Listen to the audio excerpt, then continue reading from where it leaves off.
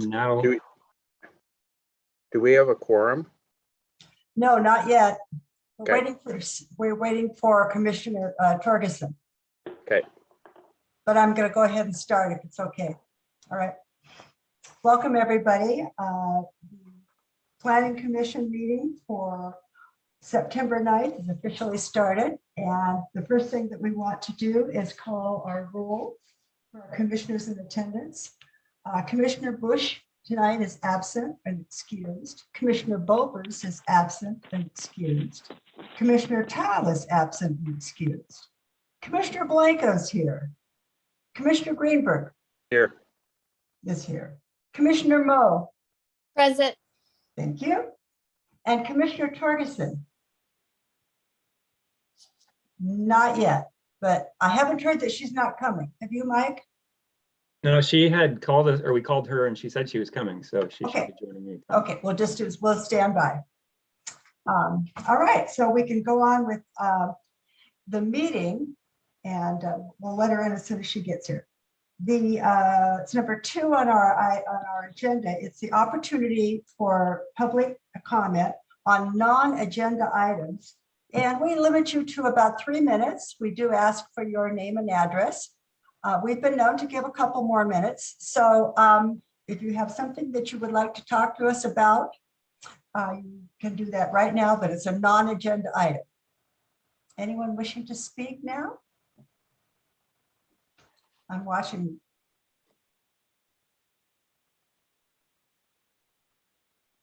Do you see anyone, Mike? No, nobody is raising their hand or indicating they're interested to speak. I don't see any chat about it. Who is? Do you see one? No, I do not. Okay, all right. Oh, the challenges of audio. All right. We will close the public comment on non-agenda items because no one wanted to speak on a non-agenda item. We have a little business to do, and that is the approval of our minutes from our August 26th Planning Commission meeting. And before we do that, I just want to call, and I want it just for the record, that our commissioners note that on page 5 of the minutes, our Planning Commission meetings on November 18th and December 9th, if needed, and canceling our regular meetings, which would be scheduled on November 25th and December 23rd. So if you'll mark your calendars, if we need a meeting, that's when we'll try to get together. Other than that, do we have a motion to approve the meeting minutes of August 26th? Judy, before we do that, we need a quorum to take any action, so. Oh, you're right. I'm going to send her a text. We'll have to put it on hold.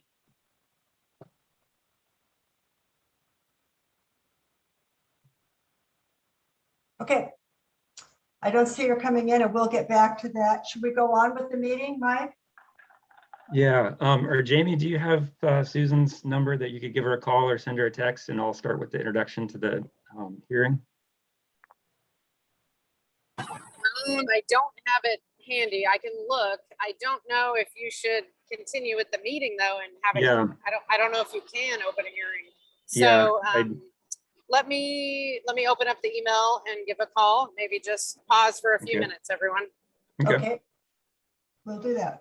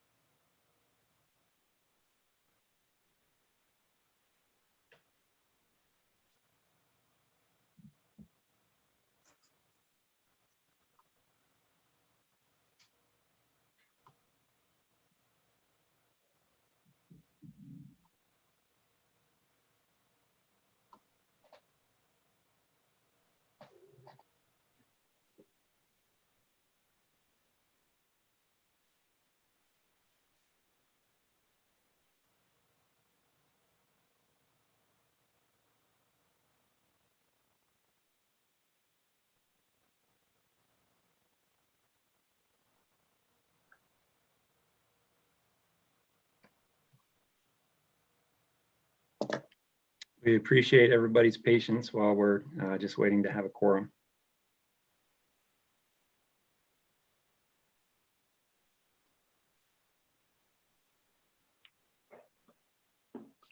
I've texted Susan and I think Jamie's trying to call her, so hopefully we'll hear soon.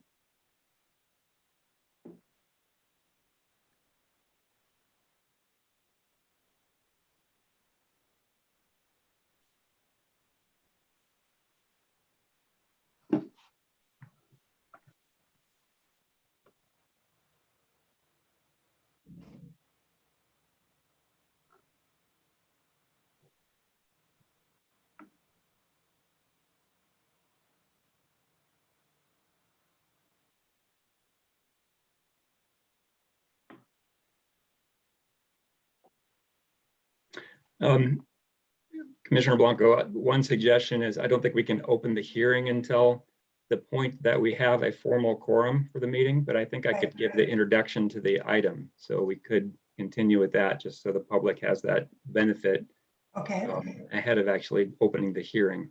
okay. So I'll go ahead with that and hopefully Commissioner Torgerson will be joining us real soon. So I think want to thank everybody again for joining us tonight. We're looking forward to hearing your comments. What I'll do is just summarize what the purpose of this is and then go through each of the particular areas that are being considered for a rezone. I'll mention a couple of the comments that we received specific to certain properties. And then we will hopefully by then have a quorum and be able to open a public hearing to take your questions and comments. So the broad purpose of this is to just clean up our zoning map. There's nothing being changed actually. None of the properties are getting any additional development rights or allowed uses that they don't already have. And this is largely a cleanup effort. So the first part of it is that the city has prepared some amendments recently that have now been approved to reduce or eliminate certain overlay zones. Right now we have several overlay zones in the city, and those overlay zones establish different uses and different bulk and dimensional standards than what apply to the underlying zone. And that's created a lot of confusion over time that we're trying to clean up. So what we're proposing to do is to eliminate those overlay zones and just make the uses more direct, rezone the properties to what the actual proposed use is. And that makes it much more clear to the public and to even staff administering the regulations. So let me go through the different sections and I will bring up the zoning map to describe the different sections one by one. To minimize some screens so I can see what I'm doing. This is a little trickier when you're working on a little laptop as opposed to having the multiple screens.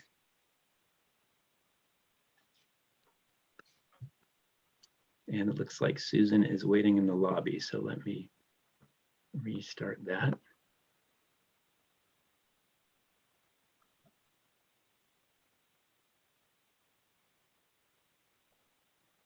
Commissioner Torgerson, are you with us now? This is Jamie. I did leave her a message, but if she hasn't joined, then I don't know. Mike, you could start with the intro, and since everybody else is here, and at least get that part over with. Yeah. If we can't do the hearing this meeting, what do you think? Yeah, I'm going to just do the intro. Hopefully she joins, and then we'll see. From there, we'll just continue the hearing to the next planning commission meeting and re-welcome you all at that point if we're not able to hold the hearing tonight. Okay. All right, so let me bring up the zoning amendment and share my screen.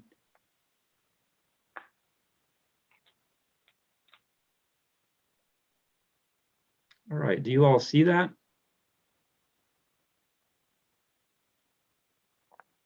Yes. Okay. That is our existing zoning map. And you can see a lot of cross-hatching on there. That cross-hatching is what we're trying to get rid of because it's overlays again on top of underlying zones. And it just creates too many tables and too many cross-references. And we're trying to clean that up and simplify it. And the other big part of this is there's a number of properties that the city and Skyview Metropolitan Park District and King County have acquired over the last several years for park and open space purposes. And so what we're doing is rezoning those properties from whatever they were previously zoned, be it light industrial or residential, to parks and open space to reflect its public purpose. So that's our existing zoning map. I will now bring up the proposed zoning map. Can y'all see this one? Okay, so I'm going to zoom in here to number 1. And if you see the light blue, that area on our existing zoning map is zoned neighborhood business, but it has an overlay called the Urban Separator Overlay District. And that overlay district prescribes slightly less intense uses. So fewer uses than what are allowed by the underlying zone, and bulk and dimensional standards, so that's your setbacks and height limits and so forth, that are a little more restrictive than the neighborhood business zone. And that's reflecting the location of this further away from the downtown and adjacent to Tollgate Farm Park and then nearby Meadowbrook Farm Park, being more kind of open space in character. So that's created a confusion again. And what we're planning to do is just create a new zone called the Neighborhood Business 2 zone, and just apply those very same allowed uses and same bulk and dimensional standards as what the overlay now prescribes, and get rid of the overlay. So it's just much more direct on the zoning map and within our tables. None of the uses are changing. If a particular use is allowed right now via the overlay, it's allowed via the new Neighborhood Business 2 zone. I'll go on and keep describing these, and then we'll come back and take the public comments, and I'll address whatever questions that are raised for any of these as well when the public hearing is open. Hey, Mike, just also keep an eye on the lobby in case thank you. trying to get in. Yeah. Do you have access to that? I've got, when I'm sharing my screen, I'll see. I don't know if I do. Okay. Let me just bump out real quick to take a look at the lobby.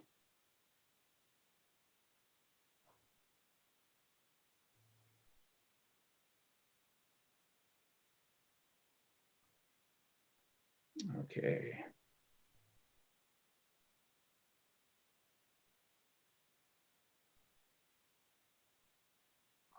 There was one person waiting in the lobby, joining via telephone. Is that Commissioner Torgerson?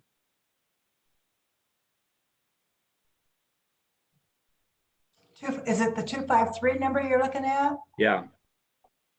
I have no idea. No, that's me. Okay, thank you.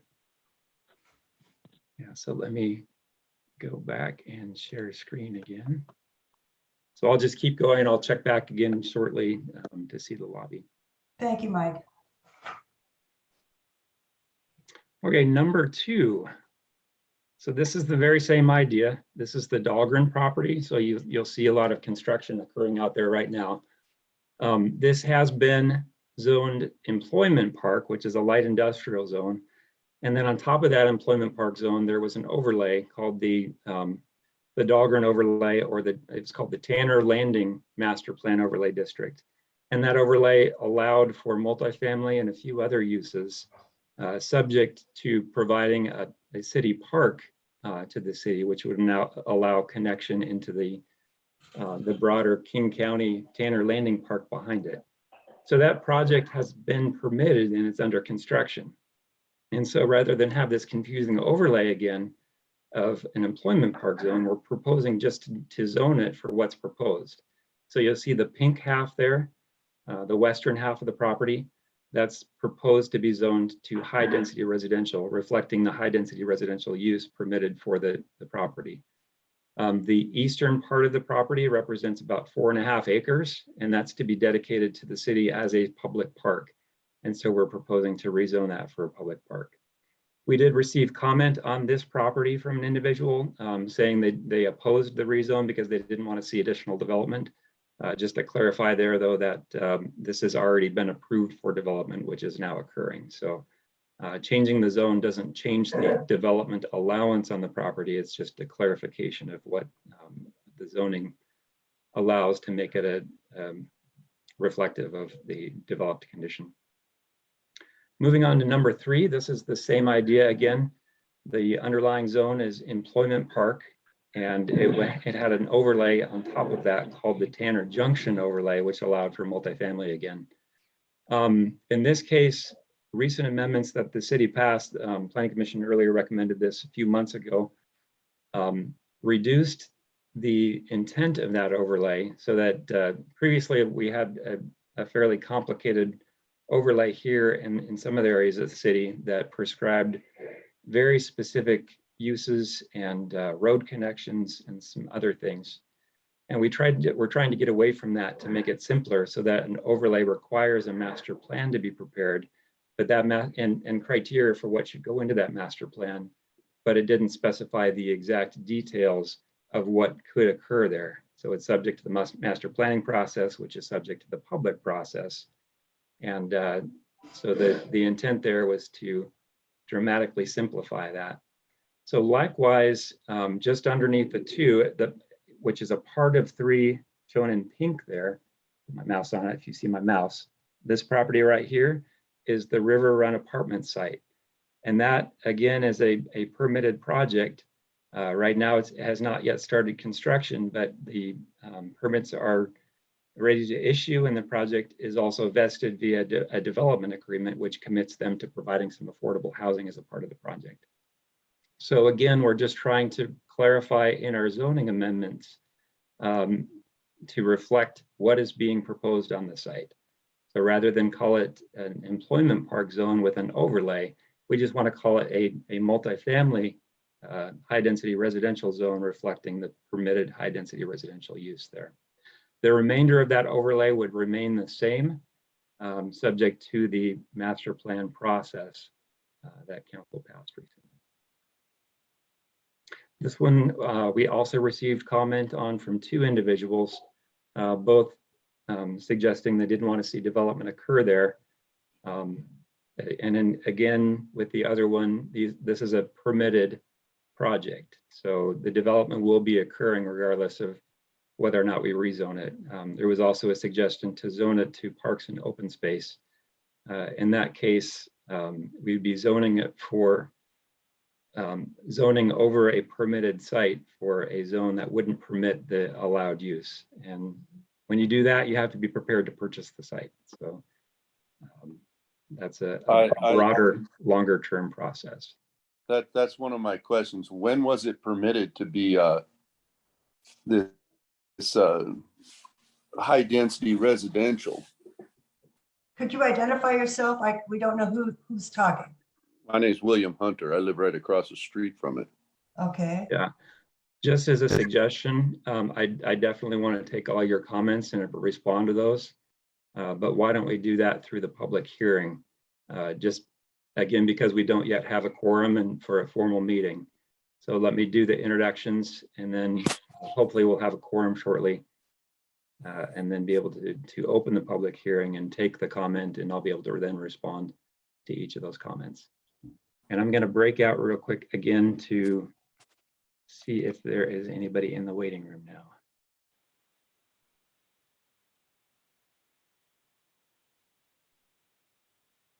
Okay, nobody at this point in the waiting room.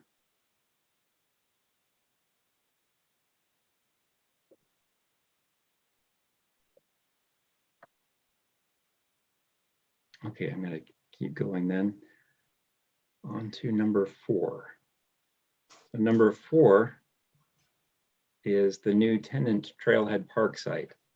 The city has acquired that with King County and with Sivey Metropolitan Park District. That has been previously zoned. The southern part of it has been zoned low density residential, and the northern portion of it, north of Ryberry Way, was zoned for high density residential. The city has purchased this for a park. It's going to be the tenant Trailhead Park, which will provide mountain bike trails, hiking trails, and a broader trailhead that'll get you up onto Rattlesnake Mountain and points beyond. We'll be developing this with Sivey Metropolitan Park District in King County over the next couple of years with a trailhead, parking lot, restroom, picnic shelter. And what we're trying to do here is just zone it for what it's going to be. So zoning it to parks and open space. Likewise, number 5 is a property that the city's acquired from Nintendo. It has been zoned employment park, which is a light industrial zone. And we are intending this to be open space and also the potential for a future levee setback to give the river a little bit more breathing room when it floods to reduce flood impacts. So likewise, we are proposing to rezone this to parks and open space for those public purposes. Same exact thing for number 6. Number 6 is kind of just a little extension of number 5, but it's owned not by the city, but by King County. Also has been zoned employment park, and we're proposing to zone it to parks and open space as a part of the same effort. King County removed a home from the property a few years ago, and their only intent for the property is open space and potential future levy setback. Number 7 is the addition to E.J. Roberts Park. So the very southern portion of the property was added to the park from the Pulte River Glen subdivision. And then the eastern part, where the top of the 7 is right there, the city acquired as a part of a boundary line adjustment and purchase from the adjacent property owner. When that property sold a few years ago, the city did an agreement with them and purchased the southern half of the site to add to the park to prevent a development from occurring there. So both of those areas were previously zoned for low density residential, and we're proposing to rezone those to parks and open space. All right, number 8. Same thing again. This is a piece of the Cascade Canyon subdivision that's being developed, and the portion adjacent to the shoreline was dedicated to the city for parks and open space purposes. So there's a little trail that goes out to the shoreline there, providing public access. And we are rezoning that to reflect its public ownership now and purpose as a park. So we're rezoning from low density residential to parks and open space. Number 9 is in our downtown. And this was a previously unzoned property. So this is William H. Taylor Park, where the railroad depot is. And it's kind of an interesting history there.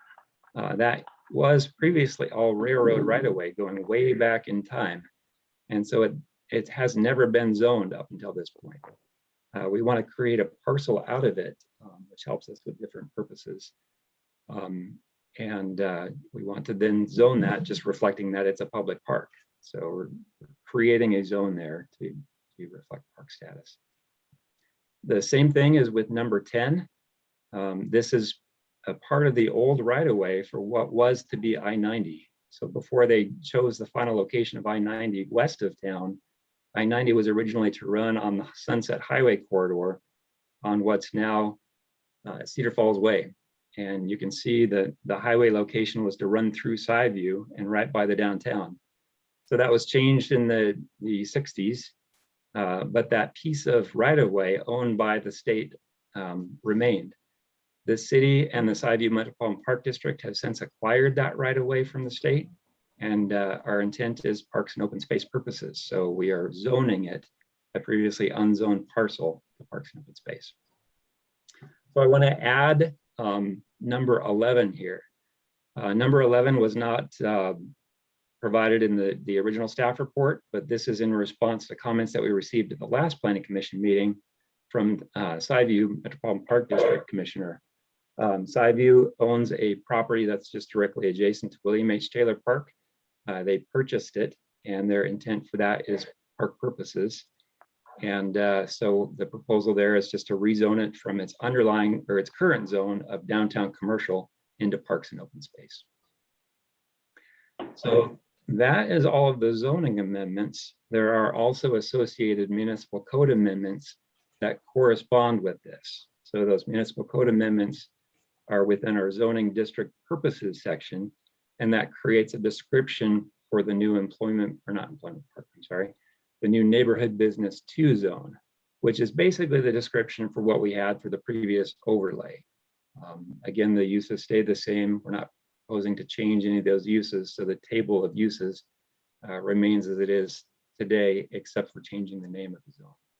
And then we have various corrections throughout the code to correct references to the appropriate zones. So that is it. Let me again stop sharing and take a look to see if we have anybody in the waiting room. And Mike, I found her number and texted her, but I haven't heard anything back yet. That Okay. was just 2 minutes ago.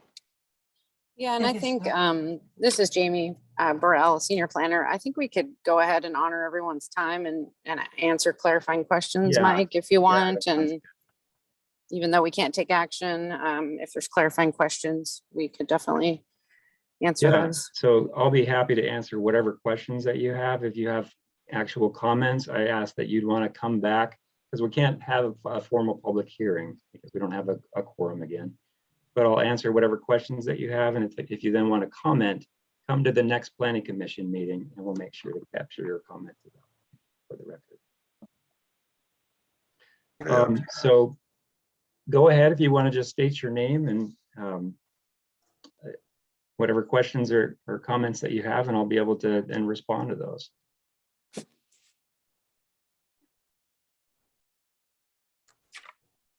Did you see Sherry or Cherie Cooper put something in chat?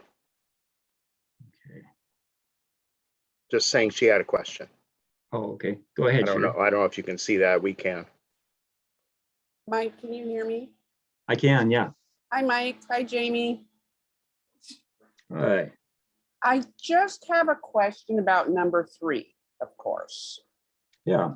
Why does it even have overlay in it anymore?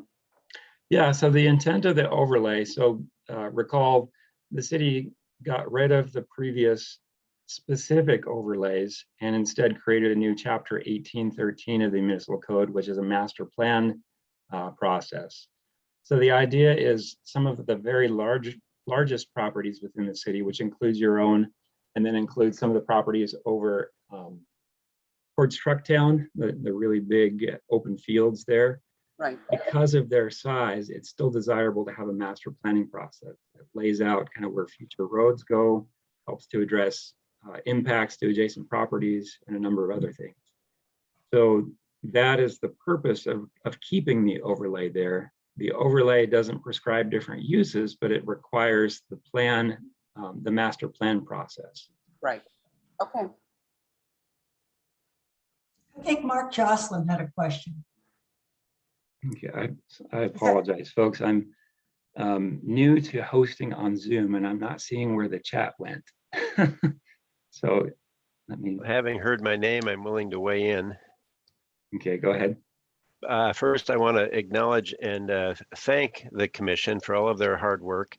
The number of parcels that have previously been unzoned and simply blank space within the city that are currently being proposed for rezoning, I think is a very positive step into the future, including number 9, William Taylor Park, and number 10, the former right-of-way for the highway immediately east of existing Skyview Park. So I think that's a very positive step forward, and I thank you for that. I did have a small concern, or just want to encourage you to pay attention to on the existing map that you shared, number 9, William Taylor Park. There is this little piece of land that extends south of Park Street. It's the southeast corner of Park and Healy that the city regularly mows and is used as a front lawn of a home. It does not show up well on this map, but it's there. The front end of the 11, that green piece, that is unzoned, and it's also outside of any purple boundary. But if you went to the King County website in this moment in time, you would see that it's unzoned property right immediately north of your cursor, right? Just that green bit right there. That piece, because that red parcel that you can't see is 2001 Park Street. It has an address on Park Street, but it doesn't face Park Street. It faces Healy, and it's used as though it's a home on Healy. And the city owns it and mows it, but no one would go sit and have a picnic in the front yard of that home on Healy Avenue. And so my comment is that I hope it is included in the rezoning such that it is declared park and open space, which would allow the city to move forward and perhaps do a boundary line adjustment, just like they did for E.J. Roberts, and reconfigure that a bit such that the zoning reflects the actual use. So I'm calling it out simply because it's unclear to me in this process what happens to that little piece of green space that, right, currently is Yeah. unzoned, doesn't have a purple line around it. So the purple line around it should be added. That's just a little error with the GIS technician. Sure. We did So, receive that comment at the last yep, planning commission Yep, meeting. nope, and you've made adjustments reflecting comments that provided, like number 10 down there in the right corner has been adjusted to reflect a much more accurate property boundary. So I really appreciate, again, all the hard work. But my comment is pay attention to that parcel, make sure that it also gets included, rezoned, has a parcel ID assigned to it such that the city is able to, in future, move forward and create ownership and boundaries that reflect use as opposed to who mows what. I mean, that might not make sense, but I do appreciate all your time and hard work, and that's my comment. Thank you. Let me stop sharing here and check to see if anybody else is in the chat. Nobody else in the chat, but This is William Hunter, and I still have my question. yeah. First of all, you guys are talking about this parcel right here off of 436 that the city, I believe the city annexed them in what, 2020? Is that correct? Let me go back to where you're talking about again. You said off 436th? Yeah, 136 and 436. Yeah. That's so that three is little the- pink spots. Okay. That right there is the River Run apartment site. Yeah, that's what we understand now. When we moved in here 30 years ago, we were told that was a green belt and would never be built on.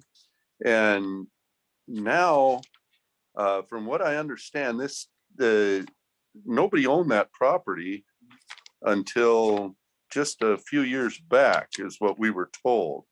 Now, who owns that property now? I don't know the name of the developer. Jamie may know that, but it's been private property for as long as I've been here. The property's been zoned employment park with that overlay as long as I've been here as well. So, or the overlay was created about 8 or so years ago, and the underlying employment park zone has been here for at least 15 years. Yeah, it's owned by Robert Hibbs and Montevilla Farm. It's also called North Bend LLC. So they've owned it like who the previous owner was. Danny Fury. Denny Fury. Yeah, I don't recall that. I do, because I do, I had but to go out there and help him. yeah, we helped him put a fence up. So, Yeah. He might have gone under another name, but Yeah, and I know you had a question about, what was your question about when the residential was included? Was that part of your no, question? when was the permit issued for that property? So the be permits high are density. ready. Right. The approval for high density was through that overlay process when we established that overlay. And Mike, I don't know off the top of my head how many years ago. I would say 4 to 5 years ago. And that went And you through had a public hearing on that? Right, we did. Yeah, there was also a development agreement on the property that obligated the developer to provide affordable housing as a part of the project. And that also had a public hearing and notification. Overlay went in 2015, Jamie. 2015, yeah. where are all those cars gonna go? Well, they can't answer that question yet. So,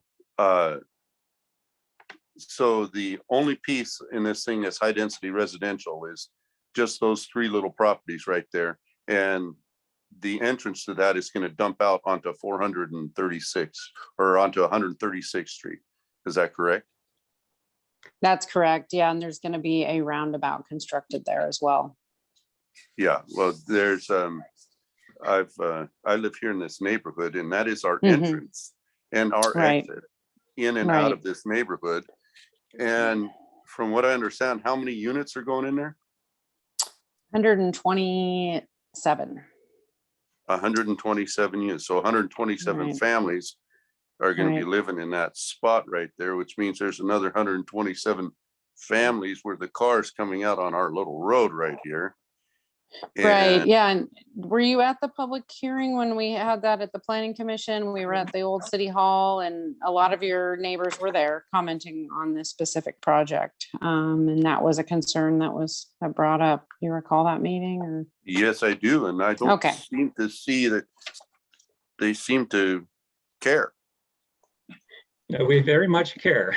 That's why we're planners in this community. I live in the valley here as well, and I very much care for this community. Do you have a high density residential area going in across the street from your house? Well, what matters is it's not ever about personal decision. It's does it meet the code? And so as a part of the development review process for that, they had to show that they met what's called concurrency, which is ability to provide services, including transportation, without diminishing levels of service. So to demonstrate that, they had to, in this case, they actually had to install a roundabout to keep those levels of service at intersections from falling. So it's just a part of the review process. Right, but that only has to do with the property that's on your city, in your city. Has nothing to do with the Right, property that's yeah, in and county. like Mike said, Right, right. and everything. Yeah, like Mike but said, that piece is in King County. The level of service consideration is about the intersections. It doesn't have to do with who owns the particular street. So it still considers between the property and the freeway. So, but I just want to clarify that we're getting into development questions, and that's an approved project. So it really doesn't benefit us to talk about that project in the context of what the zone is. Oh, that's charming. I need to interrupt here for a second. I just made contact with Commissioner Torgerson, and she will be joining us in a minute or so. Perfect. Thank you very much, Scott. You're welcome. Mike, do you mind if I ask Mr. Hunter a question? Judy, up to you. I guess we don't have a formal meeting yet, so to me, it's fine. Mr. Hunter, do you mind if I ask you a question? And I would be asking because we own property right in this area. So I don't know exactly where your home is, but I know Denny. I know Mr. Hibbs. My father's owned a lot of property there. So when you talk about putting a fence up, where you see the pink area, property Denny used to have that's in light gray, butts right up to that. It's not his anymore.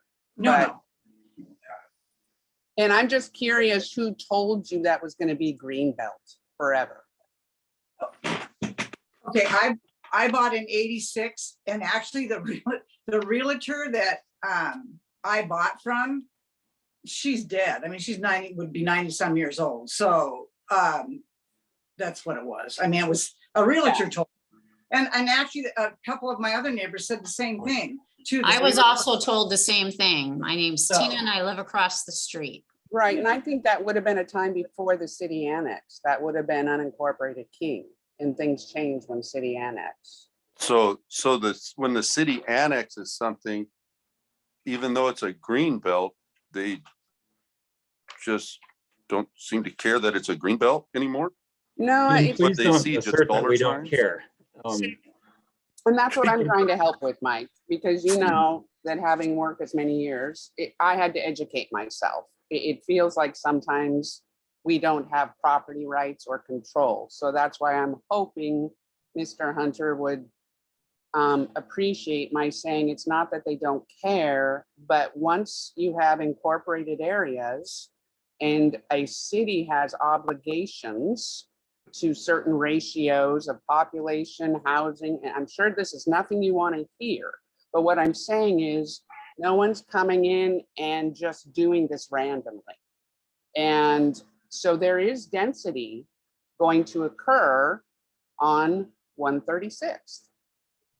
I mean, there is vacant property there that is zoned for development. And City of North Bend wants business to come in there, jobs, because of all the housing that has come in areas that were zoned single family or cottage or whatever it was.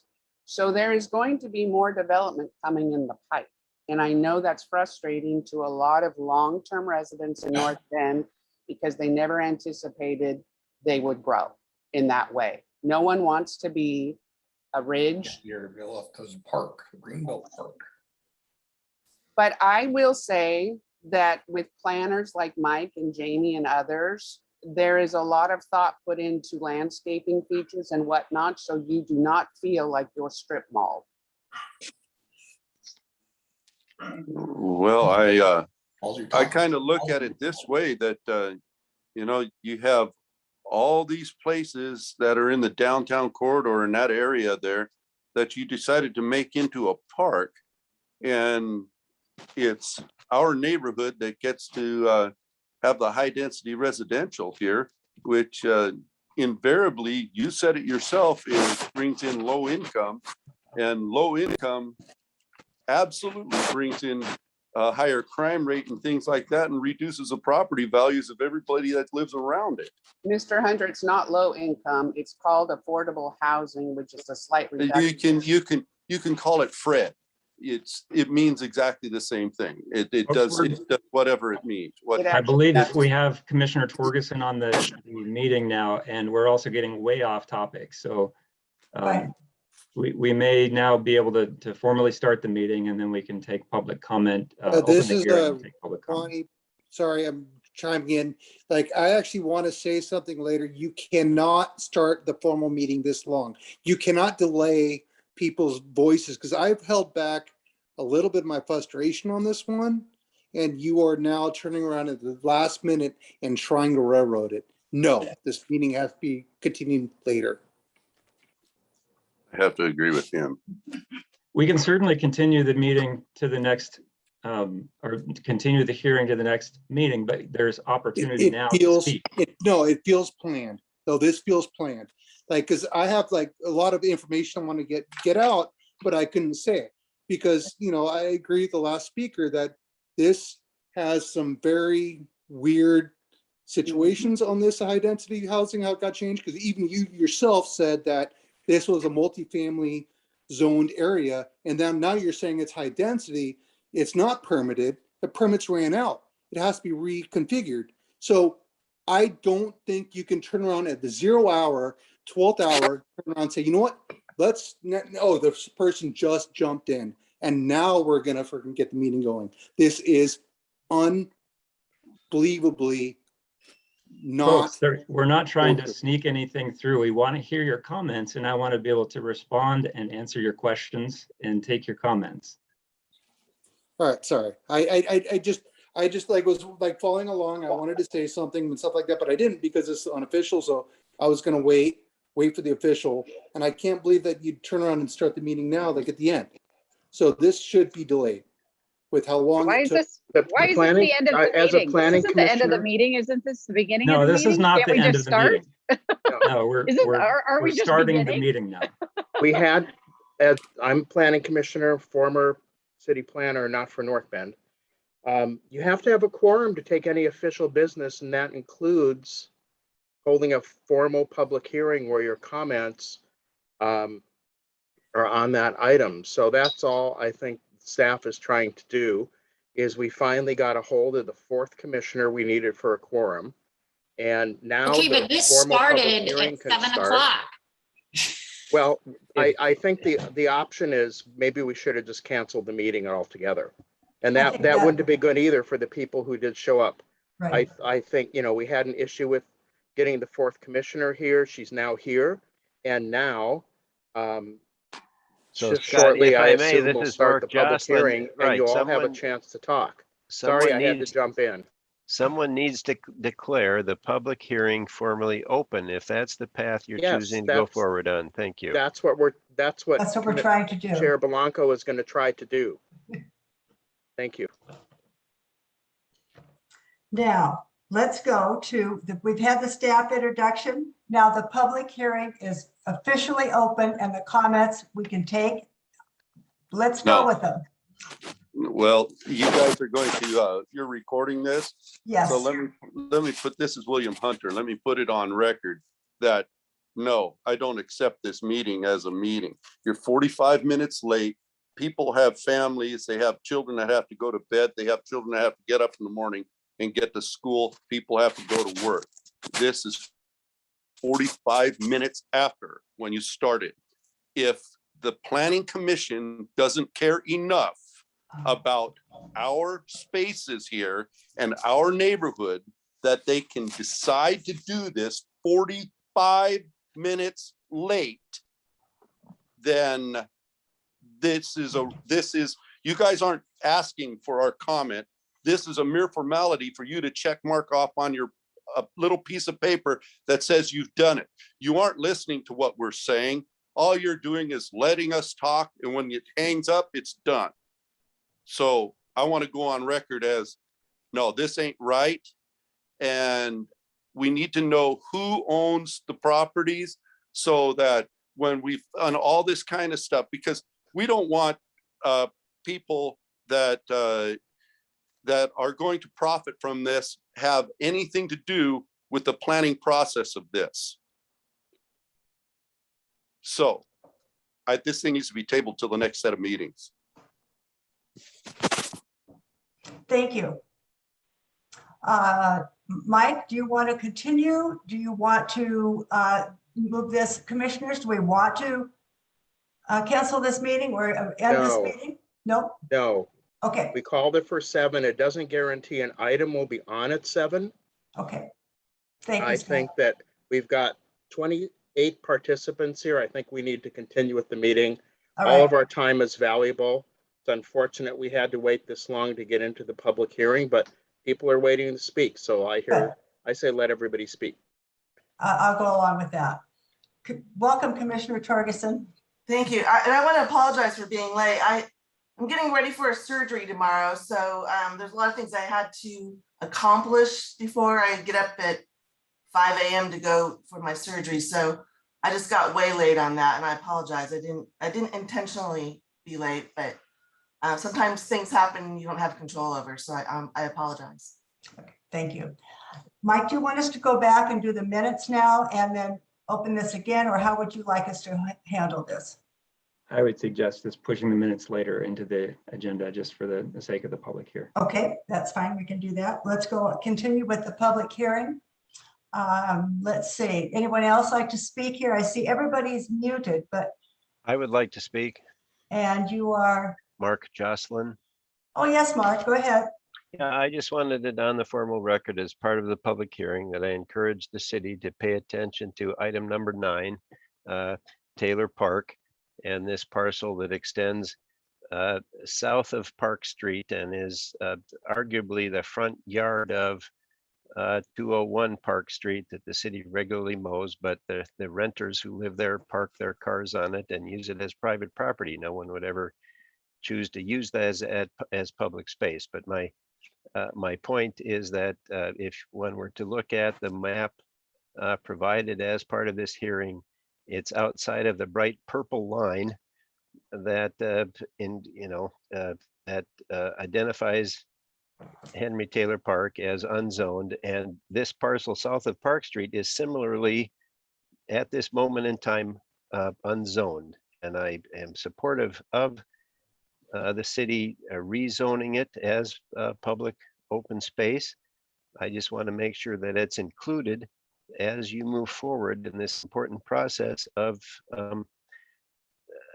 reclassifying a number of parcels that previously within the city have been, they aren't even in the King County system as parcels. They don't have parcel ID numbers. It is just void. And this includes items on the agenda number 9, 10, and 11, all of them. So I'm very supportive of the effort that you're undertaking and trying to move forward, and the inclusion of a green belt through the city. I consider it green infrastructure. And I'm, again, very supportive. I just don't want you to leave pieces. It's been sitting there for many years, and I think making sure that it's included, rezoned, and provided a parcel ID number such that the city can adjudicate it properly going forward in the future is an important piece. Thank you. That's my comment for the public record. Thank you very much. You're welcome. Okay, who else would like to speak? I just need to unmute. Mike, are you seeing anybody? Let's see. A question. Yes, Heather Carlson. Yes, hi. Hi. So I have just a clarifying question for And just a request, if I can interrupt you for a second, for all Sure. participants, if you can also state your address. Oh, just for the sorry. record, Yes. For the purpose of the hearing. Oh, so what is that? You're gonna speak. Okay, 13803 437th Place. And I have a question about the zoning number 3, specifically the River Run. If this is a rezoning meeting, is that currently, it's high density now? It is done, it was zoned as that, regardless of overlay, it's just high density. There's no gray area there. No, it has been employment park with an overlay that has allowed high density residential, correct? Okay. They changed it. Okay, and that's just my question as a person in the neighborhood, with children in the neighborhood. I've always made contact to the city and made my words heard that I wanted it to be open space, an open park, open space, and have always held out hope that there was still a chance that that could happen for several reasons, but mostly at this point, I just wanted to clarify that it is said and done. I think it is. It is, yeah, so why do you have this? So there's no Yeah, sense. there you go. Folks, if we can, let's all be respectful of one another, and please just Please. limit your comments if you're formally commenting, and we will take every opportunity afterwards to come back and address questions.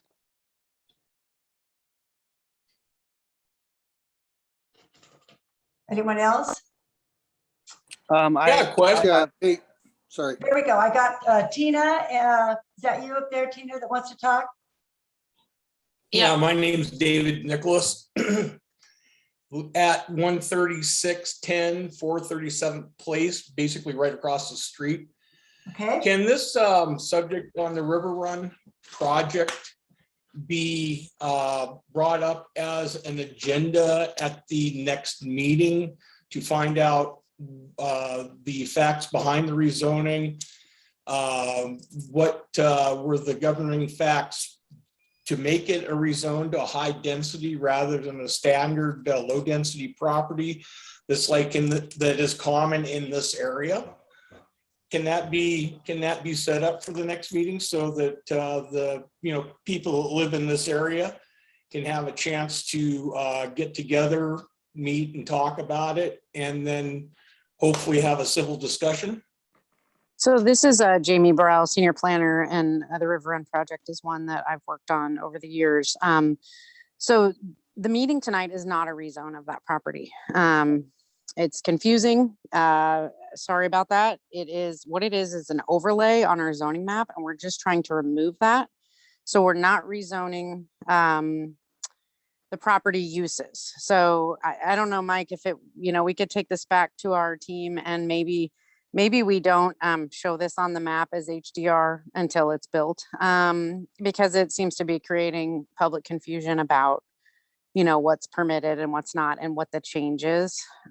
Just a suggestion. So I think tonight what we want to do is just take your comments. The hearing will stay open, and we can come back to these map amendments and the Planning Commission recommendation. So Yeah, I don't know. what Sorry. was the point of the letter? Yeah. It's just, So can we All right. say it again. So I'm What was just, the letter? yeah. But the letter was to let you know of proposed zoning amendments, and that's what we're taking comment on and addressing your questions on tonight. just to clarify again, we're not changing the allowed uses. So the property that for the River Run Apartments has previously already allowed multifamily, and we're proposing to change the zoning map just to reflect multifamily and actually restricting it more to not allow the industrial uses that are also currently permitted on the property. All right, Mike, sorry, I didn't mean to cut you off again. yeah, I'm sorry. I have a question. So as I understand it, whether ultimately the city council approves the proposed zoning change, rezone map change and code change, or whether the city council does not approve that, the River Run project will proceed as a high density multifamily project. Nothing that we're talking about tonight would change that. Is that correct? That's correct, because they have an approved development agreement. And that development agreement allows them to do that multifamily consistent with the current zoning. Okay, hey, this is William Hunter one more time. Okay, so when was that? I think I'm sorry to jump in, Mr. Hunter. We need to have the chair recognize you first, and I think there's a number of people who haven't spoken, like Wendy Miller and Crimsey Lilith wants somebody let in from the lobby. So Chair Blanco. Yeah, I'm right here. Okay, thank you. Mr. Stefani, you had a comment? You have to unmute? Yeah, sorry, I had to unmute my video on. Yeah, so 13822 438th Place Southeast. I'm actually in Alpine Estates as well. Okay. I keep hearing one thing about rezoning for multifamily. Sorry, my dog's barking. Rezoning for multifamily, which is what we see in most areas. And he keeps bringing up that this was already approved as multifamily, but that's not what's happening. That's kind of a different designation as high density residential. Like even if I look at and I overlaid the map that they're looking at, and in our neighborhood, I'm sorry, I'm gonna back up because I'm looking at basically they have orange fences around areas they want to keep trees, which is awesome because they want to make sure our area is buffered and we get a good view. But if you overlay even that on their plan, those trees that they're supposed to keep are in middle of apartment complexes. It doesn't even line up on the approved process. So my understanding, like they're saying this going forward, but those permits expired. They're not going forward. The permits need to be reapproved, which is a reapproval process, which should allow people to speak and look at it because the math doesn't add up. The map doesn't add up. And I'm a 3D artist, so I was actually able to like look at a lot of stuff. And even Chinook Lumber went through a lot of processes to actually get them to be built. And so with the number of units being crammed in this area and what they promised us with where the trees would be lined up and our street would be cleaned up, and the math doesn't add up. So if we're re-looking at permits is what I was assuming we're doing, we need to re-look at that.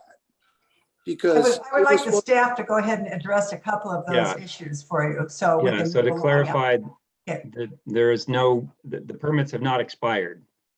And this is not this meeting is not about the development proposal. That's entirely separate. It's just about the zoning. So what it's zoned. And again, we're not changing what's allowed on the property. We're just changing the zoning to reflect an already permitted use. That's not what the official records were saying. That's not what the letter says. We are like, why was, like, I agree with, I think it was Hunter, why was the letter sent out if that's not even remotely what the permits were saying? I'm really confused. I'm sorry, but we were given this information earlier, and what you're saying is completely different what the letter was saying. So what does the letter say that is different from? I'd have to send it to you. Like, you can look it up. It's all on public records. So if you don't realize what the letter said, we need to reschedule. This has to be rescheduled. Period. So this is Jamie Burrell, senior planner. the challenge we have here is that when something is already permitted as an allowed use, there's not a public process. It's administratively approved. That's the stage this project is at. So we're spending a lot of time at a planning commission meeting, like How is a Commissioner. hotel doing off of exit 30? Yeah. You know, like really? I mean, you're saying that, but this is our livelihood, our houses, our location. But you're trying to say, oh no, we'll just push it through, but this makes no sense. There's no intent to push it through. If it's the planning commission's recommendation, they could recommend that this particular amendment, this number 3, get completely dropped and the zoning can stay as it is. It And what doesn't would change that the project though. The project can still move forward. Chair Belanco, I have a question.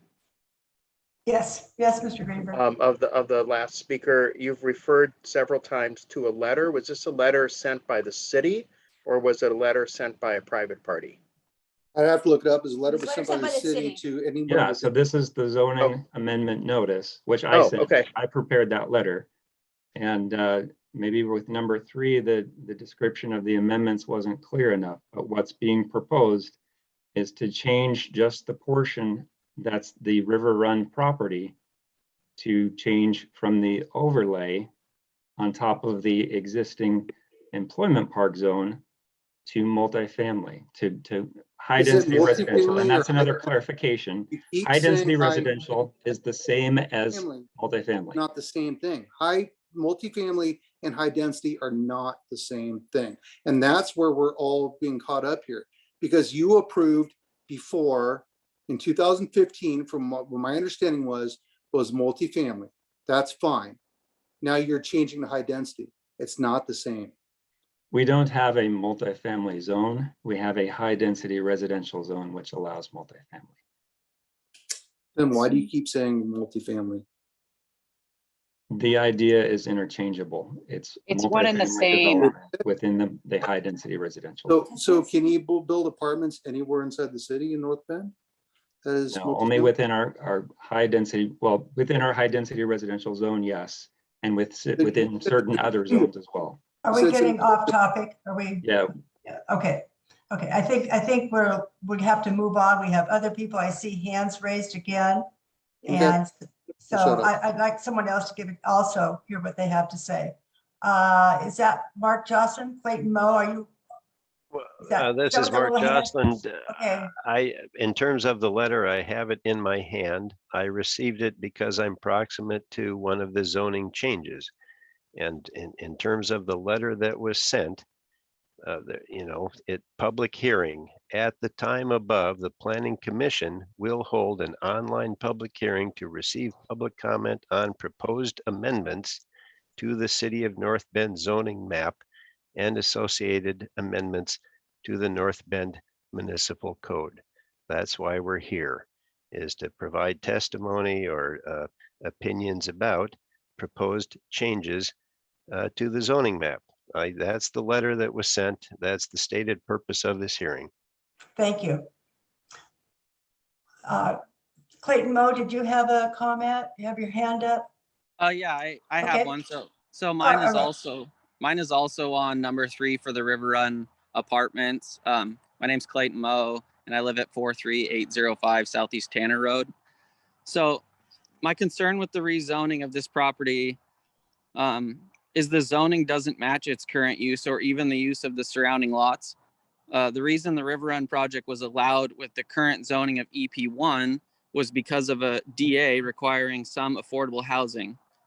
If the zoning's changed to HDR, which is what they want to change it to, which I understand they can do the same, build the same thing, the River Run project could potentially go forward without a guarantee of low income units because, well, they don't have to follow that anymore, right? Because the zoning was changed and an apartment complex would meet HDR.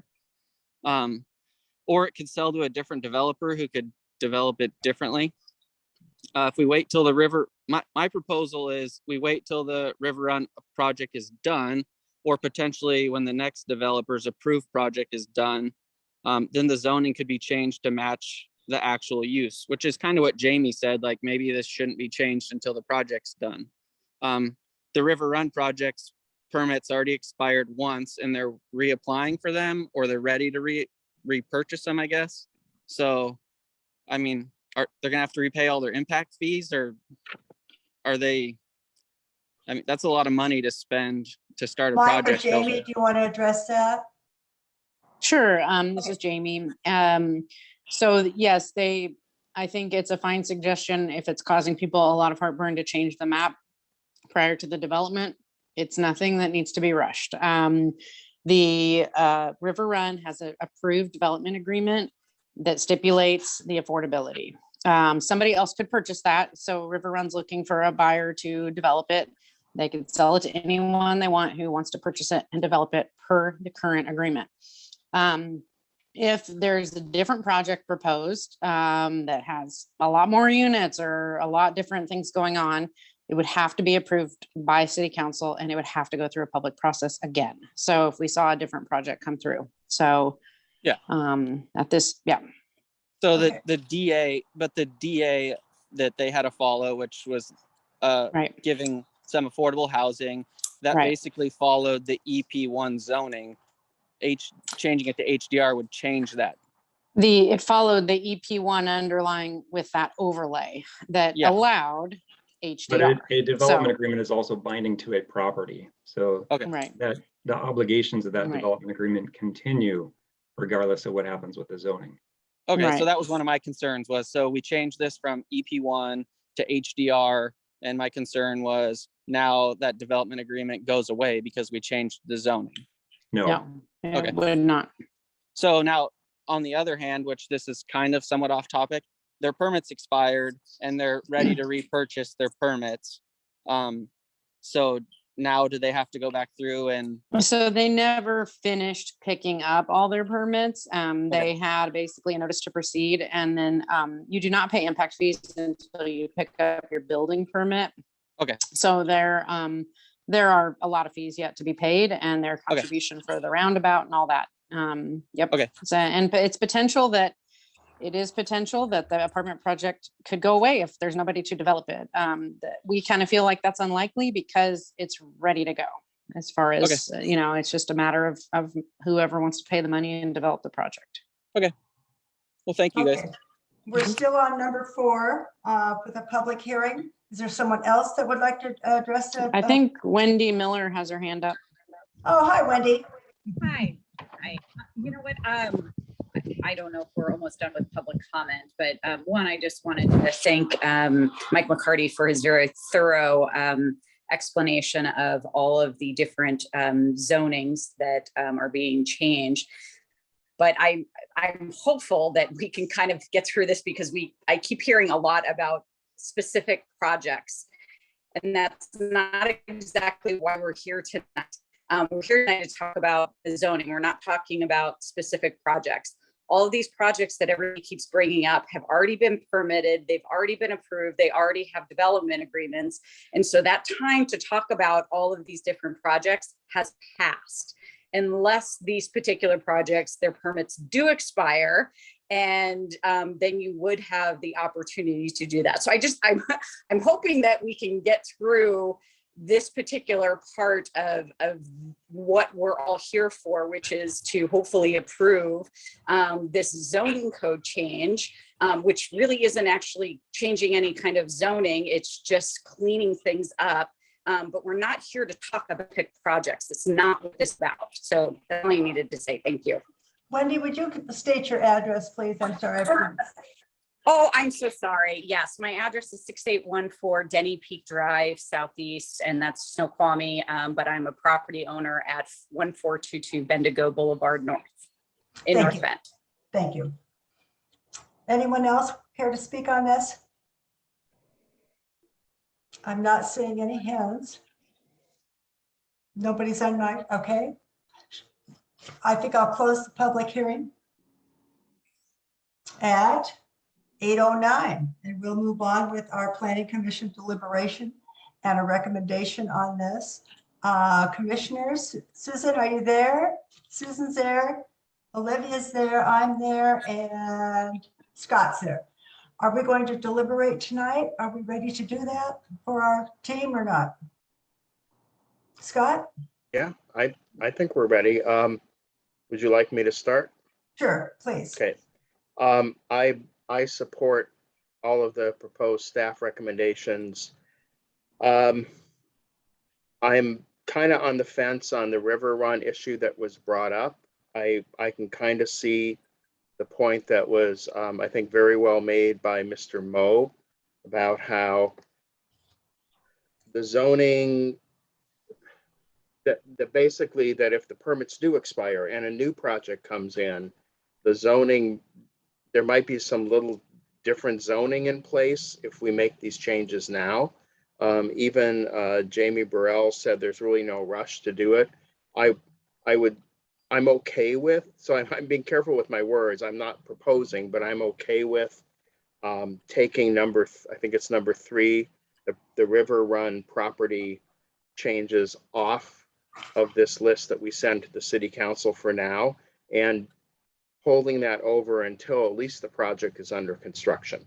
I feel different with the other property, which is already well under construction. So that's my only comment. Otherwise, I fully support all the rest of the proposals. Commissioner Moe? Yeah, would you be willing to make a proposal to take it out? Yeah, want me to do that? Yeah, and Okay. if you're willing to. Yeah, give me a second to find. I have to look back at my packet and find the staff recommendation or the recommended language here. I think it's on page 12. Okay, just getting there. Okay. And then Hang on a we second. can document. Yeah. Commissioner Torgerson, do you have comments on that? I agree with what Scott is saying.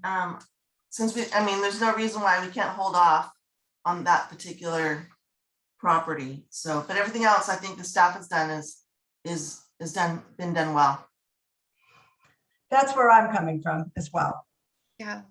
So I believe that the recommendation that you, I'd entertain your recommendation. Okay, I'll give it a shot. Okay. Based on the findings above and after consideration of the public comment received at the public hearing, I'll add on September 9, 2021. The North Bend Planning Commission recommends approval of the proposed amendments, except Amendment 3 to the North Bend zoning map and North Bend Municipal Code, subject to performing corresponding amendments to the North Bend Comprehensive Plan during the required major update to the comprehensive plan commencing next year. Very good, very good. Commissioner, all in favor? Oh, we need a second. Oh, give me a second, yeah. I'll go ahead and second it, Commissioner Okay. Will. Okay. Now, how about all in favor? Aye. Aye. Aye. There's nobody else to oppose. So we have a recommendation to send it to council as Commissioner Greenberg stated. Okay. All right, Okay, Mike? thank you. All righty. So we're Thank you taking to the public for your comments. Yes, thank you very much. We appreciate that. I know it's been a long one, but we made it through it, and we'll move on now to our next agreement, which, wow, this is the second development agreement between the City of North Bend, Bendigo Property LLC concerning the Snoqualmie Valley Athletic Center. I think let's let the staff go ahead and do the introduction. I see Wendy Miller has her hand up, but go ahead, Mike. Let's start on the list. So this is the project that you see under construction over between Bolch and North Bend Way, or Bolch and Bendigo Boulevard. The ball fields project, the Snoqualmie Valley Athletic Center. And a development agreement that was passed by the council back in 2016, which allowed the development to be broken into phases. So the first phase is under construction now, which will include the ball fields, soccer fields overlapping with baseball fields. And a second phase, which was the subject of that initial development agreement, was to construct the building at a later date and also construct sewer to serve that building to the property. So come along a few years later, and we have a utility local improvement district that's been formed for that area. And so what the first amendment to that development agreement did was enable the applicant to join with that utility local improvement district and rely on the sewer being provided through that ULID to serve the property rather than constructing it themselves. And that also, in that First Amendment, obligated the applicant to construct restroom facilities should the full second phase not occur by a certain time. So where we're at now is the ULIT is approved and it's under construction, or it will be soon under construction. And it's just taking longer because of the formation of the ULIT to get started for that those improvements than anticipated. And so the only thing that's proposed in this Second Amendment is to push back that date by which the applicant has to construct the restroom should the second phase not occur, 3 years. So right now it was to expire October 31st, 2021 is when they would have to construct the restroom by. And we're moving that back to October 31st, 2024 to give us time to finish those sewer improvements. So that's about it. We can turn it over to Ms. Miller to, if she wishes to speak to anything to it, and then also to the public to open the public hearing. You want to go ahead, Wendy? Sure. I don't have a whole lot to add. Thank you, Mike. Other than, you know, we're under construction right now. We're planning on delivering the first phase, our fields, in the next several weeks. And as Mike said, just the formation of the ULID did take, I think, much more time than we all anticipated. And then obviously the construction of the sewer lines does take some time as well. And so, you know, obviously we have every intention of hooking into the sewer when it gets here, and had the ULID not been so successful, we obviously would have looked towards building these restrooms and creating a vault, et cetera. But considering that it is within reach, it's within a couple years to be able to do this from when we deliver our first phase, we would like to just push the date out and be able to not have to construct restrooms that we would ultimately have to tear down to build our second phase, which is a building that would obviously have restrooms in it. So, so that's what we're looking for, is just an extension of that date. Thank you. Thank you. It is 8:17. Let's open the public hearing on this. I'm seeing anyone that wishes to comment on this. You just need to undo your mic, share with us.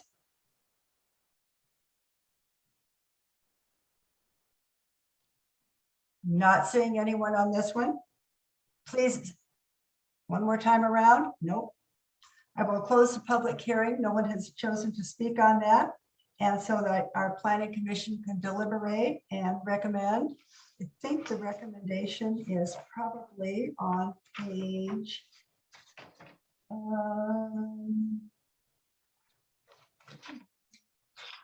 I saw it. Mike, do you know where it is? This is the. I didn't. Yeah, see this one. was just a memo because it was such a simple amendment. So the recommendation would just be to approve the Second Amendment to the development agreement with Bendigo Properties for the Snoqualmie Valley Athletic Center. Does someone want to make Sure. that official? Sure. Okay, Sure. thank you. I move that the planning commission recommend approval of the Second Amendment to the development agreement for the Snoqualmie Valley Athletic Center. All in favor? I'll go Oh, ahead do you and want- second that. I second it. Want discussion and want any discussion? Yes.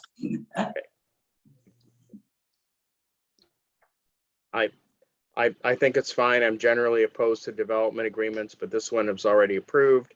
And I Right. think it's reasonable to extend the date 3 years. Right. I think the document, we kind of know where everybody stands on the document, but it is already approved. And so we do need to, you know, move on that or make a decision on the proposed thing. So anyone else, you want to second that? Are we ready for the motion, or? I think I Suzanne? seconded it. Okay. Oh, you did? I'm sorry, I didn't hear you. All in favor? Aye. Aye. Aye. No opposed? Nobody else to oppose. Okay. That's it. We'll pass that. And I think you can just go ahead and move right through that one, Mike. We made the recommendation. Does that go back to council, or does that just paperwork cleaning up for you? No, that needs to go to council now for approval. Okay. All right. Move that one to council too. So now we are moving on to number 6, which is the introduction of amendments to the hotel and motel performance standards in North Bend Municipal Code 18.10.050. Is that you again, Mike? Yeah, that's me. Okay. So these are our North Bend performance standards, include performance standards relating to hotels. We have performance standards that address a number of different types of land uses. And for our hotels, those performance standards prescribe things about height and appearance and design and so forth. And we, until this point, have not had a new hotel proposal. We had one that was moving along for many years over behind the Safeway, between the Safeway and the river. And that project was abandoned by the applicant. They keep talking about picking it back up, but we haven't yet seen that happen. In the meantime, there is a proposal by Wyndham Hotels, and we have Chelsea Stevens, who's representing the development group, with us tonight. We'll give her an opportunity to speak, to introduce herself and the proposal as well. But this is a proposal specific to the outlet mall. So at the North Bend Premium Outlets, the proposal is to tear down the building containing the Vanity Fair outlet and to build a new hotel there. This is located in the Interchange Commercial Zone, and the Interchange Commercial Zone only allows a height limit of 35 feet currently. So hotels, if you think about hotels as they're developed these days, they tend to be about 4 stories, 5 stories tall, which you can't do within 35 feet.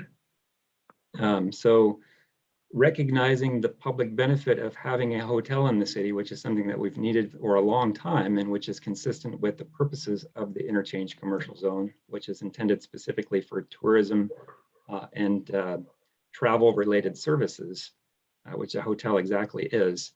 We're looking to support the development of the hotel through amendments to our land use performance standards. Our performance standards right now allow for a 45-foot height limit in the Interchange Mixed Use Zone, but this is not the Interchange Mixed Use Zone. This is the Interchange Commercial Zone. So our proposal is to change the height limit. We're proposing to change it to a 65-foot height limit, which would allow a 5-story building. It's largely 4 stories, plus a rooftop bar and some meeting rooms. I want to clarify, though, that this is not about review of a specific hotel proposal. What we're bringing to you tonight is some proposed amendments to the performance standards, which could enable a hotel of a similar scenario to what they're proposing.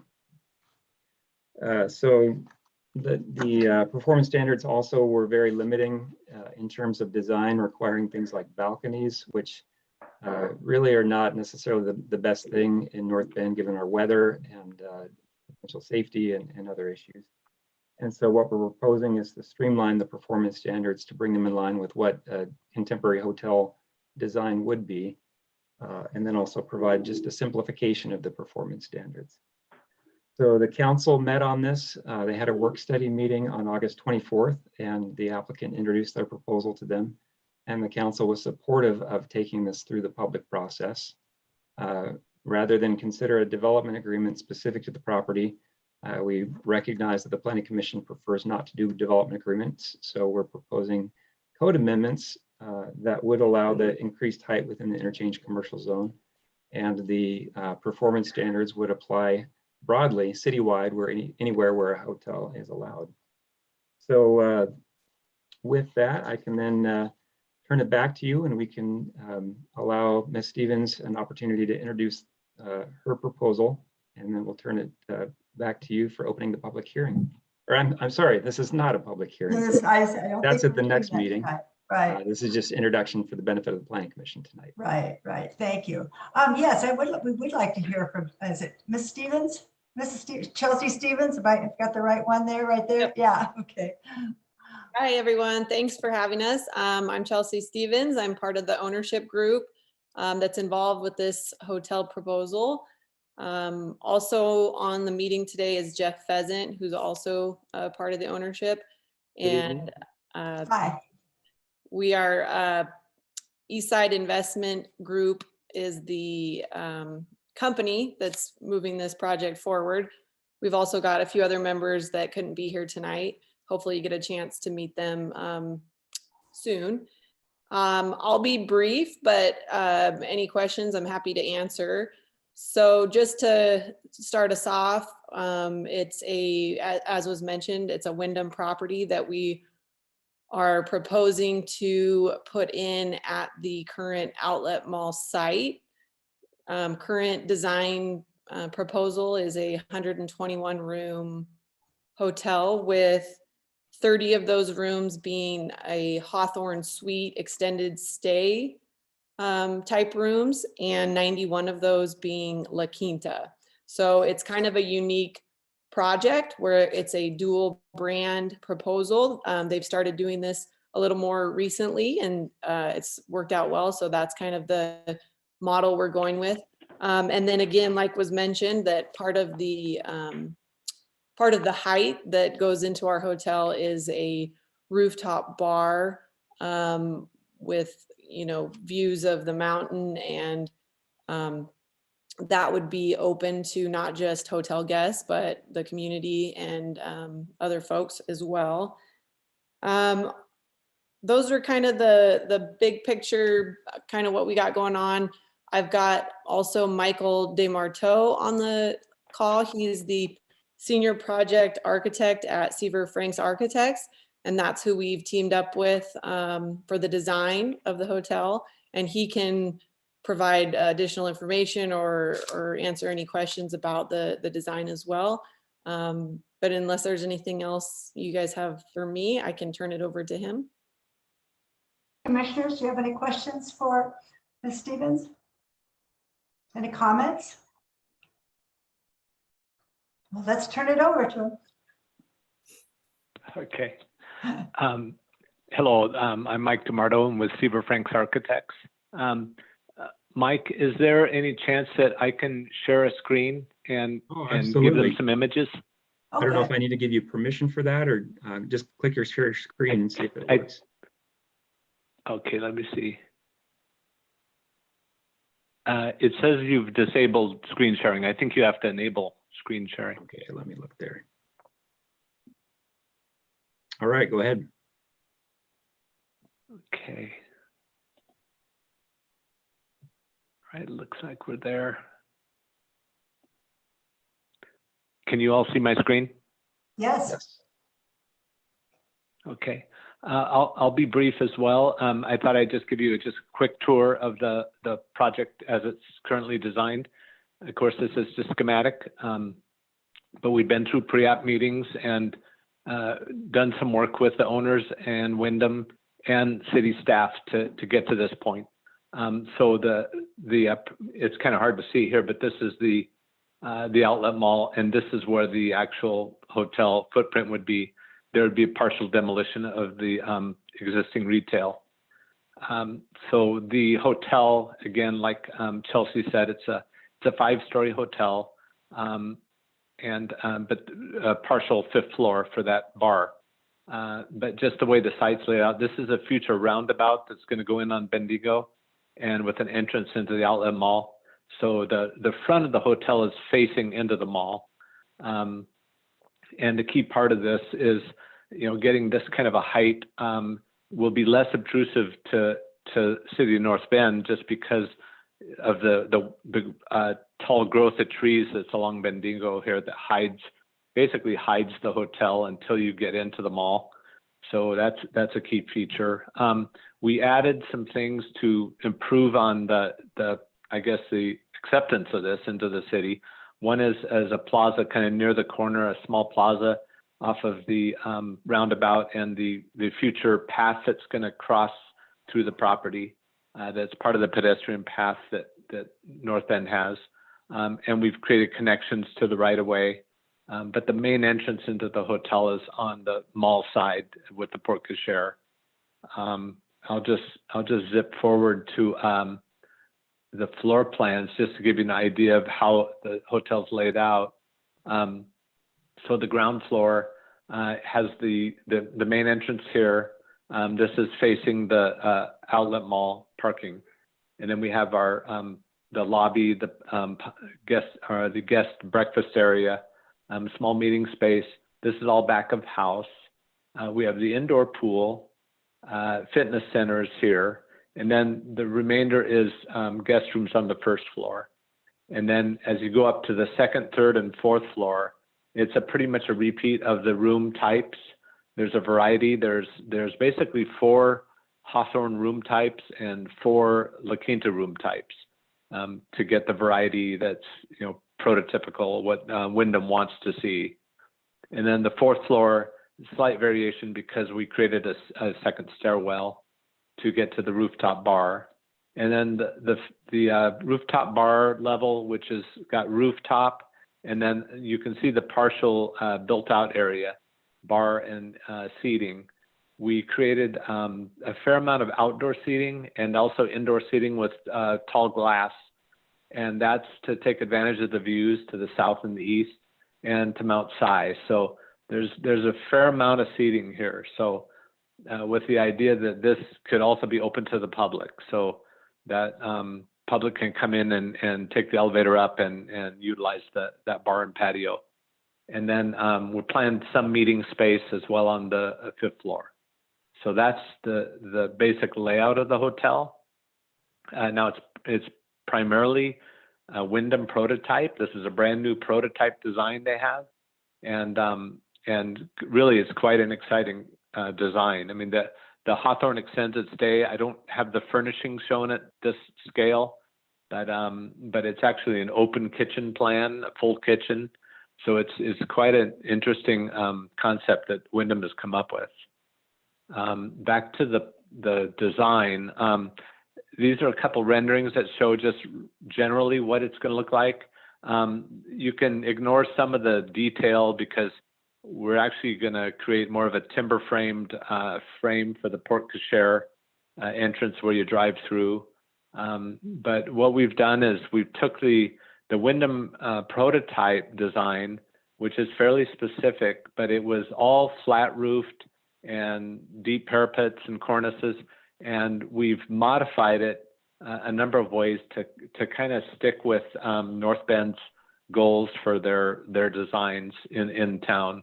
And although the cladding and colors aren't finalized, what we've done is we've actually, it's not visible here, but we significantly modified the prototype design by giving the layers that North Bend wants to see, some natural materials. So we've created a stone level at the base level, and then more kind of wood look products. There is some tile that will be applied to the building, but we've limited the amount of ephes or stucco, which is ephes is just a synthetic stucco. And the original prototype is like 90% stucco. And we knew that wasn't what North Bend wants. So we've taken a large part of that out. We've also modified the roof lines, and you'll see it in some bird's eye views, and added some timber frame elements and some pitched roofs that go more in line with what North Bend has in mind. This is another view.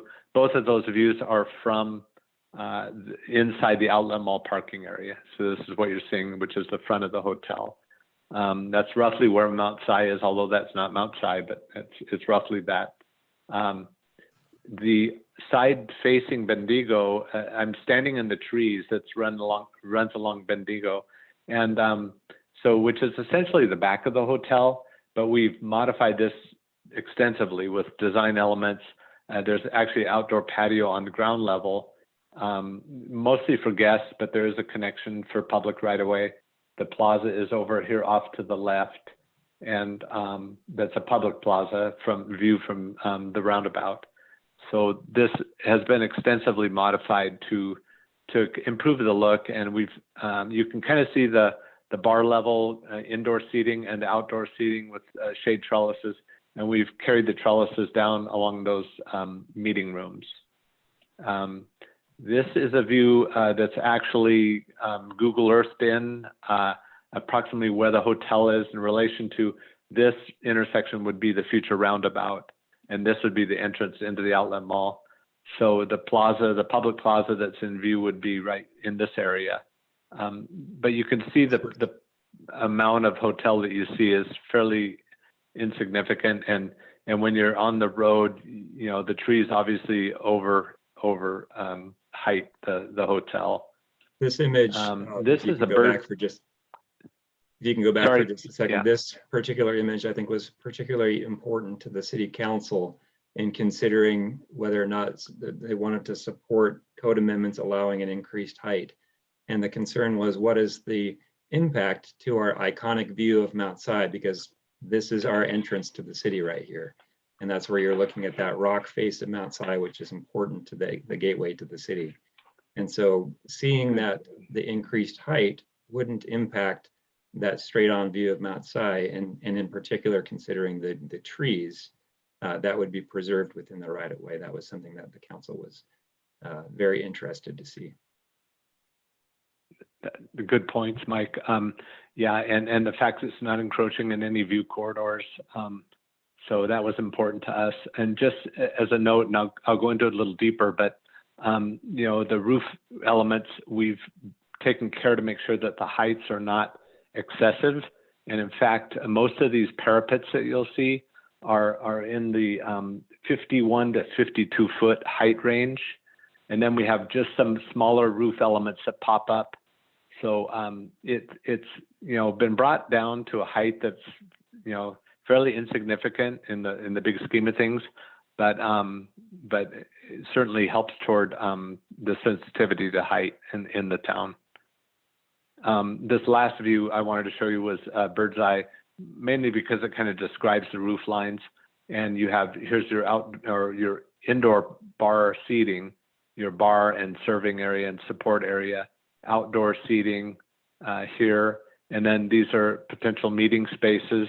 And then this is the stair tower that would feed the 5 floors. The stair tower at the other end, that's only a 4-story stair tower. And then there's a secondary stair inside to get our exiting. And one of the 2 elevators would take you to the 5th floor. And you can see the outdoor patio at the ground level. So this is kind of a view looking, again, you're over the treetops. You really don't see this from anywhere at ground level, but it's a fairly good description of what the building looks like. And then lastly, these are just orthographic exterior elevations to kind of describe, this is the front of the hotel that's facing the outlet mall. And as I mentioned, you know, these parapets, it's the majority of the roof. This is at like, it's 51.5 feet high. This parapet over here is 52'4". That's the same with this long parapet and this parapet here. And then we have just the roof elements that pop up. 2 of them are in the front and the back that are kind of the dominant elements, but everything else is set back, including all these roof lines and elements are all pushed back from the perimeter of the building. So they, you know, from ground level, you don't see them. You know, you'd have to be, you know, far away and up on a rooftop to probably see them. In this case, this whole elevation here is like I said, basically hidden by that tree strand of mature trees on Bendigo. And this is the element that's facing toward the roundabout. This is the element that's inside facing the side of the retail, and this is the porte cochere rooftop that takes you into the entrance to the building. So that's a basic description of the hotel. If you guys have any questions, I'm free to answer. So one thing I want to add, though, is that we're not asking the Planning Commission to review the design here. That'll be subject to staff review against the standards. And we're just want to clarify that you're being asked to look at the standards to see, are those standards appropriate and in the public best interest. This proposal, again, is this is a mature proposal, but this is still conceptual at this point, and review will occur ahead against those standards and against other standards, including our landscaping and design standards and so forth. I have a question, and it has nothing to do with the building. I love the building, and I'm excited. I would like to know something about the meeting rooms. Is that, Chelsea, is that something that you could answer for me?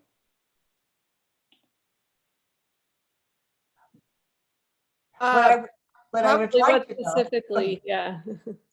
Yeah, are those open to rent? We have a real absence sometime of some meeting rooms where you could have something to eat and then have a meeting and stuff. And that's a very welcome thing in my world. So I'm just wondering, is that open to the public or do I need to have a block of rooms? No, absolutely. The intention is that those meeting rooms could be available for anybody to rent.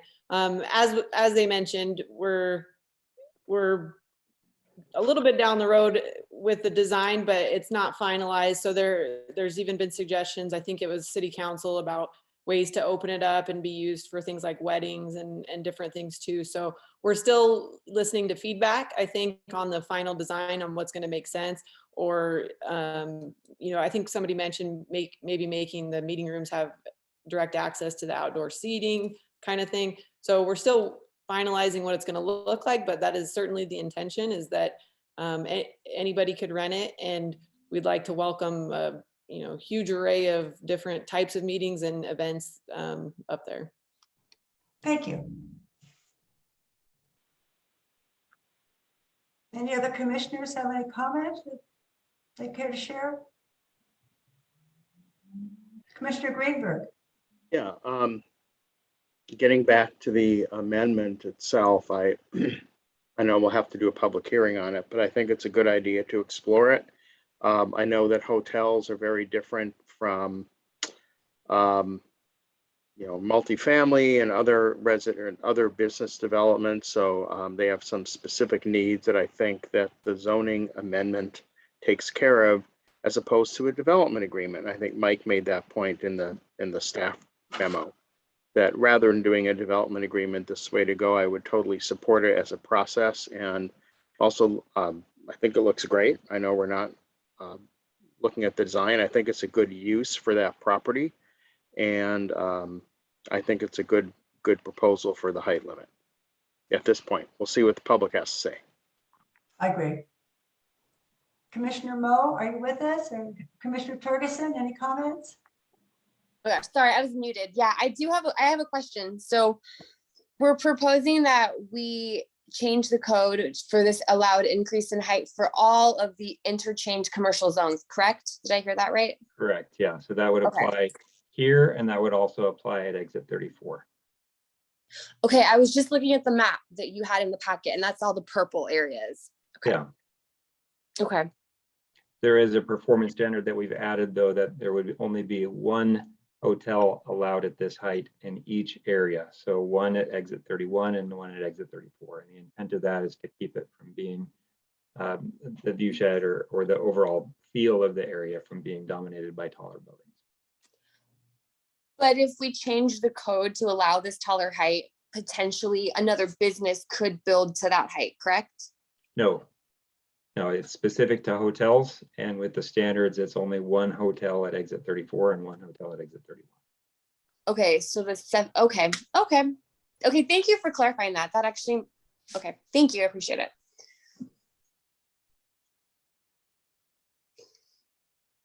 Anyone else?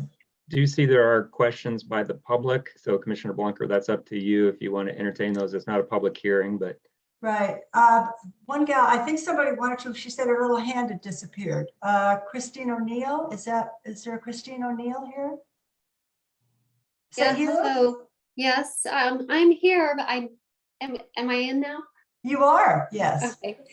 Yeah, I think Mike tried to relay this information, but I didn't quite understand what he said. On the design process regarding this hotel, is there going to be a public meeting regarding that? I didn't quite understand what you were saying. No, no, there is not. In this case, it's a binding site plan, and it is design review, and those are administrative processes. Okay, so is there a public commentary? Yeah, there is opportunity for public comment. Anytime that we receive an application, we provide a notice of application, and there's a comment period that goes with that. And there's also the State Environmental Policy Act that is a determination that's issued, and there's also a comment period on that.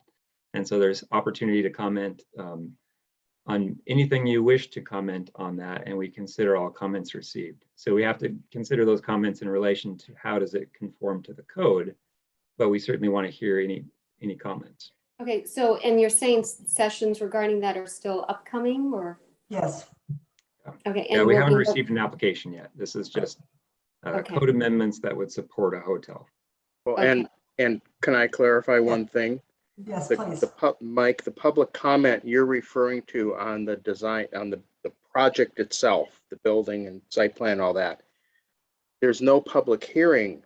There's not a public hearing on Right. the building. It's only written comments in response to a notice that the staff considers. However, there will be a public hearing before the Planning Commission on the proposal to increase height to, I think it was 55 feet. 65. 65 with from also 35, an allowance for like rooftop features. Right. So there's a hearing on the zoning code amendment, the rules, but there's not a hearing on the building. I hate to see us get into what we got into earlier tonight, where we're having a hearing on a project that we shouldn't be having a hearing on. Right. Right. So, So you're saying no hearing, but there's an opportunity for written commentary regarding the building proposal. Yeah, but there is the hearing at our next planning commission meeting on these proposed amendments. Okay, but that's strictly on amendments. Yeah. As far as the increase in the height allowance going from a blanket 3-story to now 5 stories. Yeah. Okay. Yeah, and I'm kind of fine with that, just because you've said it's limited to 2 hotels, one at each exit on-ramp area. That's fine, but I'm going to just say publicly, just to get it out there. I think the rooftop bar idea is a horrible idea. I think it just further takes away from the small town feeling that is constantly being eroded here already. That will bring a lot of noise to the area, and the way noise travels. I mean, who knows how far, when they're going to have bar music, then there's a band up there. Who's going to mitigate the noise from a situation like that? And I think that really chips away at our small town feel. I mean, the Behemoth Hotel is enough, but then to add the increased noise from a rooftop bar, I think is a huge mistake. So I'd encourage you to submit that comment during the public hearing at the next meeting. Right. Okay. And when is that? Just so I can make a note of it, if you know off the top of your head. 2 weeks from tonight. Yeah, 7 o'clock. Okay. Perfect. Okay, thank you so much. You're welcome. So we have no more, we're not going to do any public comments. May I? Yeah. Sorry, Mark Jocelyn, 425 Southeast 5th Street, North Bend. Okay. It's always a challenge. I appreciate Christina's comments. What's interesting to me about this proposal is that it involves building on a site that is already paved over. Unlike the hotel site across the street in the Interchange Mixed Use District, which is not impacted by this proposed zoning change in terms of parking and pavement and covering over what is otherwise unpaved land, it has a much smaller impact, which is a good thing. You know, I mean, if you're going to build a hotel where Vanity Fair is, and you have all the parking lot for the hotel and everything else in and of itself, I see that as a huge benefit, because it again doesn't pave over land that currently isn't paved, to the best of my knowledge. I'm a little unclear in terms of what happens between the trees and the hotel, if there's a road there or not, or how much of that gets covered. But in general, where they're proposing to build this hotel is already paved over. And that's not normal. When most folks, when they show up and build a hotel again, as proposed, where the city cut down a bunch of trees and put in plumbing and drainage and who knows what all, where no one is now at this point in time choosing to build a hotel, it's still sitting there as a open space. It just doesn't have any trees on it. But when the water falls on it, it infiltrates and ends up in the water table and recharges the river and does lots of good. This proposal is to build a hotel on top of space that's already impervious. So in and of itself, I think that's an important factor going forward. That's my comment. Thank you all. Thank you. One thing I want to provide clarification on, just so there's not misunderstanding. So that limitation on one hotel at 65 feet, that's within the interchange commercial zone. So that doesn't mean there's just one hotel allowed at 31 and one at 34. There could still be additional hotels. They just couldn't be built up to the 30 or the 65 feet. So we may still see that other hotel proposal come back in the interchange mixed use zone. That one would be allowed to develop up to 45 feet consistent with performance standards. So that limitation is just in the interchange commercial zone at 65 feet. Thank you. Okay, anything else? Let's see, where are we at here? Are we making a recommendation for you tonight, Mike? No, because we got the public hearing at the next meeting. Okay. So, anything for the good of the order? You've all been great tonight. Thanks for all the help. And Did you want to go back and do the minutes? oh yeah, we better go back and make the minutes right, shouldn't we? We'll go back and take care of business. Thank you, Scott. We have to approve the minutes of our August 26th meeting. And Suzanne, I just noticed that on them, I pointed out to everyone else, but I think it's on page 5 of the minutes that item 5, the commissioners at the last meeting, we gave our approval for special planning commission meetings on November 18th and December 9th, if needed, and canceled the regular meetings on November 25th and 23rd, just so you have a heads up on that. So if you'll entertain a motion. Pardon? Do you want a motion? Sure. I move that the minutes of the August 26, 2021 Planning Commission meeting be approved. I will second that. Thank you. All in favor? Aye. Aye. Aye. Done. So is there anything else that we moved along and I forgot that you want to help me with? Nope. Okay. We don't need a motion to adjourn. It's been a long meeting. I think we've accomplished a lot, and we'll see you in 2 weeks. We're adjourned at 8:52. Thank you all. All right. Thank you. Thank you.